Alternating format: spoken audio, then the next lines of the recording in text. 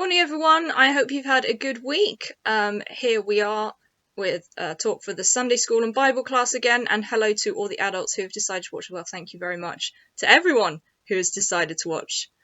So, Stephen has asked you guys to watch Story Keepers, and if you did, last week's episode was about them getting a scroll with the story of Jesus across the city of Rome. So that would play out quite differently if it happened these days, obviously partly because lockdown is happening, and partly because it would go a bit like this. Done! So, I thought, let's take advantage of this. We have phones, they still work. I'm going to show you my testimony entirely in emojis. I was born, and I was a good kid mostly. I did what the teachers told me, and I believed in God. Thought I was a great Christian. Such a good girl. So I thought that up until I was a teenager, when I began to learn some hard truths about the world. Things don't just happen on their own. Food doesn't magically appear on your plate. You have to make it. Your room doesn't tidy itself. Your clothes don't wash themselves. You have to do it. And you're not a Christian just because you're good in school and you think about God occasionally. You can't be friends with someone if you don't really know them and talk to them. And I hadn't been making any effort to know God.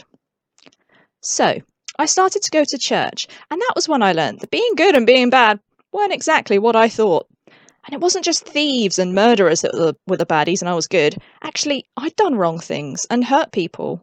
I'd lied and been mean to people without caring about their feelings and ignored God and lots of other things. I learned that was called sin.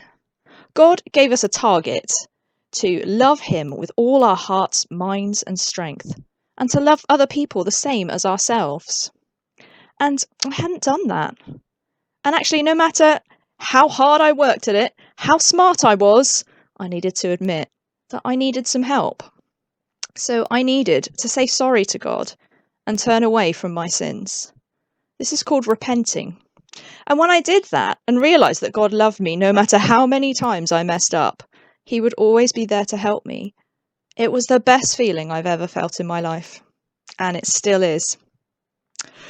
So now, obviously, I've got it all figured out. No, I still need to remind myself of all this quite a lot, which is why I thought it would be good to do today for a talk.